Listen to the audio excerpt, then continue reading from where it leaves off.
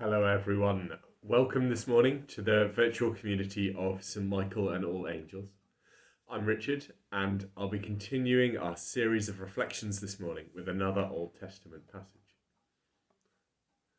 Our reading this morning involves the dedication of the temple in Jerusalem. It's a really significant moment for the people of Israel, and I'm going to go back in time a bit to explain why. So, let's go back 3 weeks, or 400 years, depending on how you look at it, to the story of Moses being called by God. God says to Moses, "I have observed the misery of my people who are in Egypt. I have heard their cry on account of their taskmasters. Indeed, I know their sufferings, and I have come down to deliver them from the Egyptians, and to bring them up out of that land to a good and broad land, a land flowing with milk and honey." That's what God says to Moses, and Moses goes to the Israelites and tells them about this. They're all slaves in Egypt, and he tells them that they're going to be delivered from that and taken to this land of milk and honey. But then, Pharaoh's heart is hardened, and things are looking bad again. But things look up. The plagues end, and Moses leads the Israelites safely out of Egypt. But then they're stuck in the desert, and they're there for 40 years. And while they're in the desert, God tells them to build somewhere for him to dwell, a place they can see and go to be in the presence of God. But of course, they're still in the desert, and they keep moving around, so that place has to be a tent. They call it the tabernacle.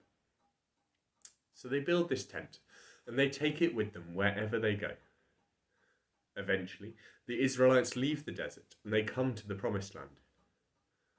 But even then, they have to fight for it. So they do fight for it, and then they settle there. But the house of the Lord is still the tabernacle, this temporary dwelling. And I think that every time someone looked at it, they probably have been reminded of the time they spent moving about, and of that transiency. And I think it's quite significant that the focus of their settlement is a tent, somewhere that's ready to be packed up and moved at short notice. Now, eventually, the Israelites ask God for kings to rule them. You've got Saul, and then you've got David. And David wants to change things. He wants to build a permanent home for God, to replace the tabernacle in the land of Israel with a building, something solid. He wants to say, "We're done now, we're staying." But God says, "It's not for you, but your son will build that temple." There's a hope that the end is coming to these years of uncertainty. And so we come to today's reading. David's son Solomon has been on the throne for 13 years. He's called Israel together to help pay for and help build the temple, and it's eventually built. After 300 years of wandering and of tents, there is a permanent home for God and for their worship and for Israel. They're all really excited about it, and we hear in the passage how they celebrate it with sacrifices to God. They dedicate that temple, and God settles there, filling it with his presence like a cloud. And Israel knows that this is what they've been working towards. They've made it to the land of milk and honey.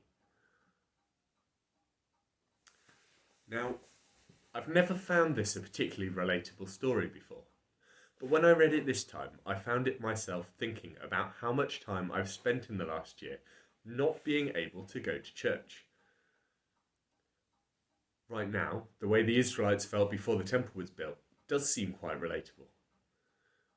In March last year, churches closed across the country. They slowly opened again over the summer, but it felt temporary, and sure enough, they closed again in the autumn. They opened again briefly, and then they closed again. And here we are today, at the end of February, still unsure of when we'll be able to meet physically together. And even when we do move back to those physical church services, I think it's going to be a while before I sort of believe and feel that things are permanent again. However, I'm associating the Temple of Solomon's time with our physical churches. And I shouldn't be, really. Things changed when Jesus died, and the temple curtain was torn in two. Paul puts it really clearly in his letter to the Corinthians, saying, "Do you not know that your body is a temple which you have from God?" Now that's the plural your, but the singular body. He's referring to the body of all believers, to all Christians. In other words, the church. So that we may feel like we're cut off from church by not being there in person, by not being able to celebrate the Eucharist together, by not being able to raise our voices in sung worship together. That isn't the case.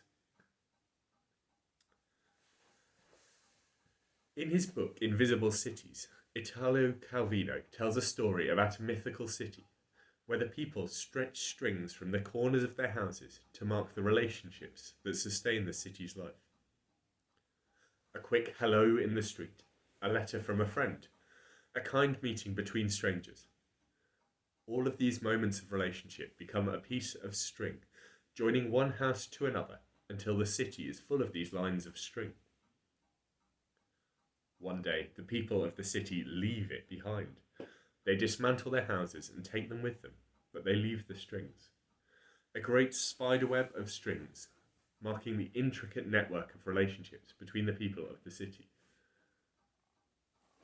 Although the buildings are gone, the essence of what the city was, the relationships between its people, remains as a picture drawn in string.